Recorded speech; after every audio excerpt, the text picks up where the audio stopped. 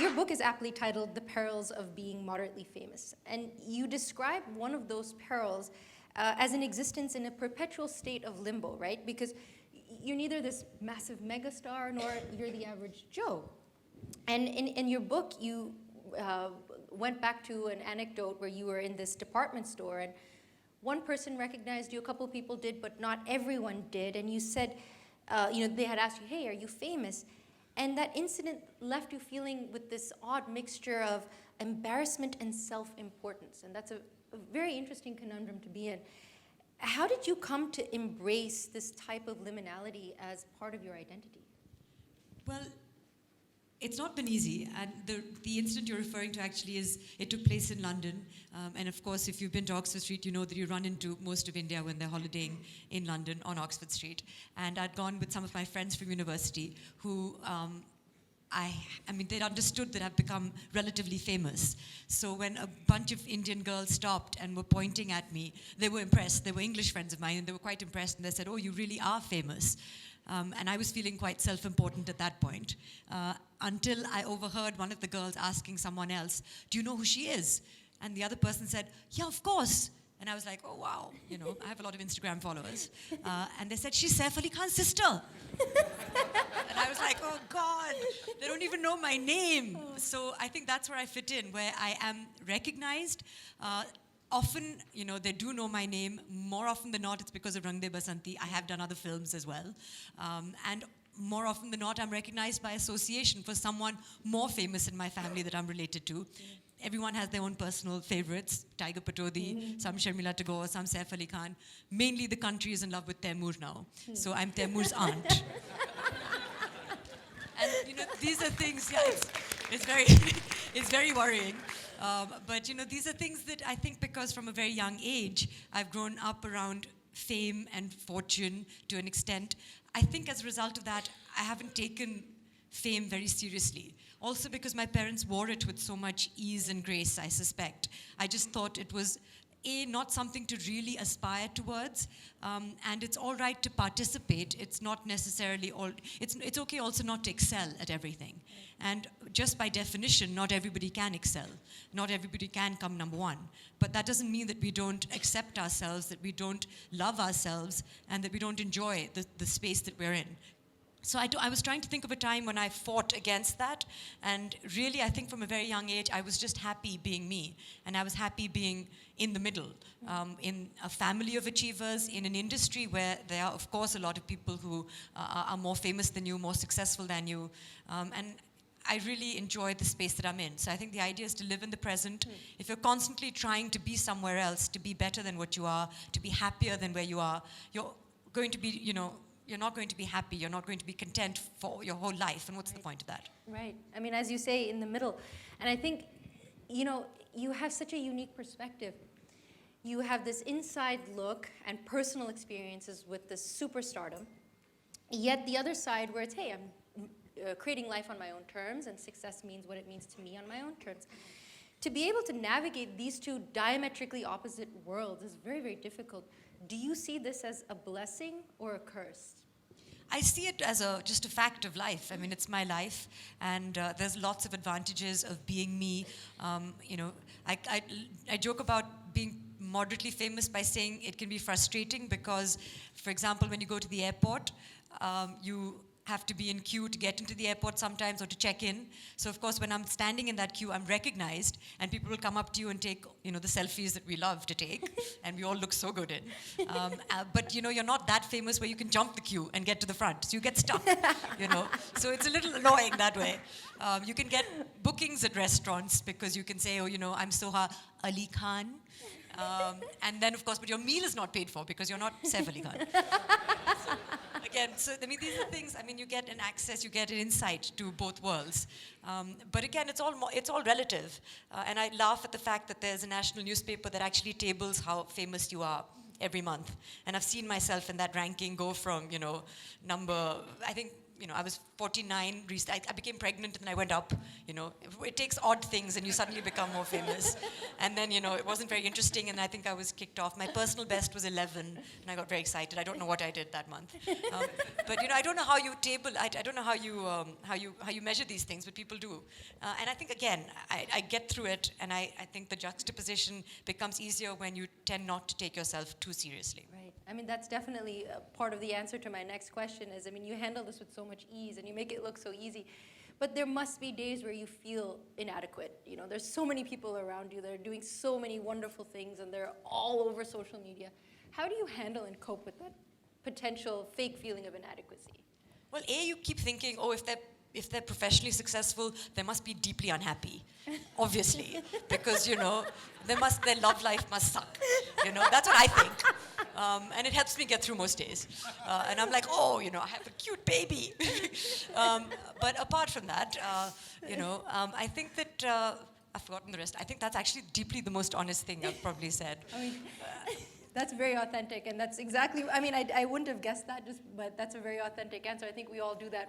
We kind of brace ourselves with that little envy, well, they don't have what I have kind of a thing, and it helps, right? It's true, it really does help. I think that one thing I enjoy doing is traveling also. I think it just broadens your perspective, because it can be very confining. I remember my first review coming out, and I've actually been successful at things like academics and my previous career, which was at Citibank as a banker, and I was meant to do other things, and I joined the industry, and I thought acting was going to be easy, and I expected to do well at it. And my first film review came out, and it said, she looks like her mother, but she acts like her father. And of course, the person who was most confused was my father, who said, I think I act quite well. But I suspect the reviewer did mean it as a compliment. And it took a while to get out of that funk. And then you understand also that, I thought I was thinking about it more than anyone else. People read reviews, it doesn't really register with them. It's used to line the the wastepaper basket, and people move on. So again, it's one person's opinion. You understand, I've joined an industry where, of course, people are going to compare you to more successful members of the industry who you happen to be related to. So I think also you just develop a thicker skin very quickly when you join an industry like this, where your report cards are read by the whole country. So I think you quickly understand that it's all right, it's okay. Some things you will do good at and some things you won't do so well at, but fortunes change every Friday. And the idea, I think, is to keep persevering, of course. This is an obvious saying, to keep trying, to keep doing what you love, and also not to measure your success by someone else's, or your failure by someone else's success. It's really about what makes you happy. And often I think we are happy, but we see other people who appear happier than us, and then we're no longer happy. Right. I think just be happy. Right. And I think, seeing those messages of what other people are doing and how great they are, constantly bombarded with social media especially, it's very hard to keep reminding yourself just to be happy, not to compare your failures to other people's success. Speaking of this media and social media, what is your take on the landscape of social media and influencership altogether?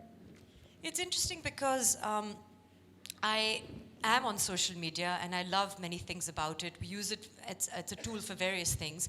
And of course, you can also make money off it because you understand, as a public personality, as an actor in this case, there are people who look to you as role models. Mm-hmm. But again, as an actor, I've always said that actors should not be your role models because that's not really what drives an actor. It's not responsibility. It's not about being a responsible public figure. It's about breaking the rules and about playing crazy characters on screen. And often I feel that, the audience gets confused sometimes because they see someone that they revere or someone that they love, and they're doing something that they don't approve of as a character on screen or even in person, and that upsets them. I think the idea is to use your common sense again and to see that, at the end of the day, these are just people, and, of course, they should be law-abiding citizens, but beyond that, but it's confusing because then you understand also, even though you shouldn't be, you're not necessarily, you don't opt to be a role model. Like, I don't want to be a role model necessarily, but you understand that a lot of young girls might be looking at you for direction and are influenced by you. So I think the people, perhaps, the actors who are slightly more driven by that and more morally responsible would then would then change their choices or would then change the things that they endorse, whether it's a message that they endorse or a product that they endorse, to reflect that and to respect that. But not everybody does that. So I think, again, as consumers and as citizens and as viewers, you have to make those choices for yourself. You know, there are various directors who have now been accused of things and who are facing prison sentences, and it's your choice as to whether you want to continue to see those films or not. You know, that's up to you, whether you can make a distinction between art and the person and the actor. Right, that's very tough. I mean, you personally have had and have brand ambassadorships with the likes of Asian paints and jewelry and masalas. Ambi Pure by Godrej. Oh, yeah. Yeah, thank you. Which ran out a while ago, I'm just saying. You can discuss it right here if you want. But do you consider yourself an influencer? And feel free to define influencer on your own terms if you want. I feel now, because of social media, you can see, you can actually have direct conversations with people, and you can see that you do make a difference and you can engage. And also you see how savvy people are. They know exactly when you put something out there that you're paid to do and when it means something. And you get, you know, when you do, and I have been guilty of endorsing things, it's not that I haven't used them, and I would certainly not endorse something that I feel is harmful in some way. But it may be that that it's not a complete fit. And even if it is a fit and people know because you've tagged certain corporates that you're getting paid for it, you can see that there's like a barrage of criticism that you'll get. But you can engage with that, and it's a two-way conversation. And I've used that also. So I think that I do consider myself an influencer, because even if I wasn't an actor, I still feel that I have ideas that I would like to share with the world. And I feel, again, the most wonderful thing about a democratic forum like Twitter and social media, Instagram, whatever, is that you can influence people.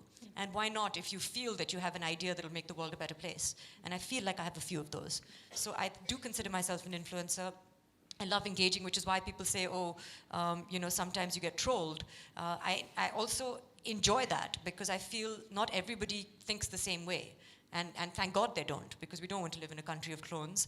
And not everybody will be on the same page as me. But that's okay. That's freedom of speech, which I love. And as long as it's not violent, as long as you're not harming me, you know, words are, you know, it's fine. So we can engage, and I love engaging. Oh, I wish I had that kind of mental strength just to say words are words. They still sting. You know, I think what's interesting today is that brands and celebrities realize on some level that the inauthenticity sometimes from a celebrity endorsing a brand, it looks and appears to be purely transactional. And as I've been working with brands, I notice and start to find that brands want hyperlocal, niche, authentic influencers / celebrities to endorse their brands. Would that be of interest to you? Is that something that you would champion forward, to be participating as an influencer for something niche, hyper-local that you believe in? Well, I've been asked to do a lot of diaper cream stuff recently, which obviously is, now I've become a mother, it's like everything that's mother-related comes to me. I understand that connect, but I feel that you know, it is important to have a connect, of course. When you're endorsing something, and I've been asked to endorse a bunch of things, especially on social media, it is certainly important that it resonates with you. At least it's important to me. I have said no to many things as well, where I feel that there isn't a brand connect, because also I feel the people who follow me on social media do matter at the end of the day. I feel like I have a certain responsibility, also a certain sense of self-image. I feel like I would let myself down if I endorsed something that I completely didn't touch, or I felt was, hello. You know, if I felt that it was something that didn't connect with me. Even, you know, if we do certain magazine shoots, and there was a magazine cover that I was offered recently, and then we found out that the person who owns that magazine is actually somebody who was beating his wife on a regular basis. So of course, you know, we're not associating with that. So I think it's important to, as you said, I mean, to make that connect. That of course is critical.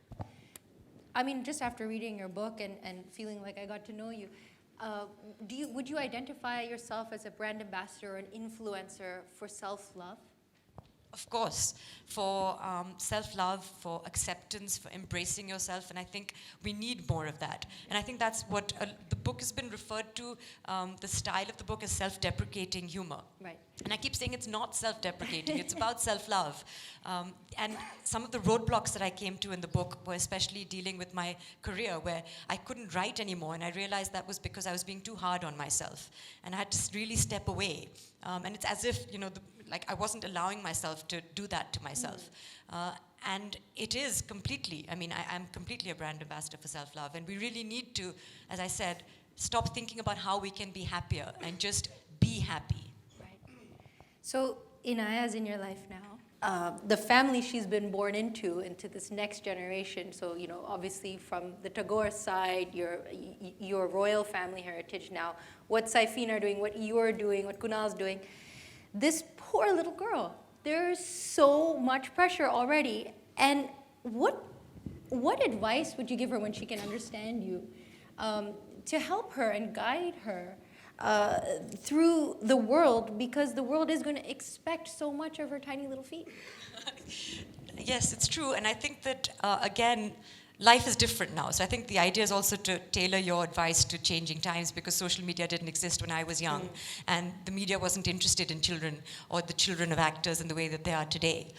So I think that I don't know whether I'll have an opportunity to teach her or she'll be teaching me, because really children these days are growing up so fast, and she looks like she doesn't need guidance at all. Like I thought that I still think I'm the boss, and it's obviously not true, because she controls what I eat, when I eat, what work I can do, and all of that. I want to be involved in her life. I want to be, as my mother said, I don't want to be your best friend. I certainly don't need to know everything about your life, but I would like to think that you can talk to me about the things that matter. So I want there to be constant communication. And instead of telling her things, I would like to use my father's approach, which was just teach by example. Nobody wants to be given a lecture at all times. I think what's more authentic is when you see someone, you see that they don't raise their voice, that they treat each other with respect, that they believe in recycling. You watch them, and then you emulate that. So I would just rather live my life in the way that I would want her to live hers. Lead by example. Thank you very much for sharing your time with us. Thank you for listening to me.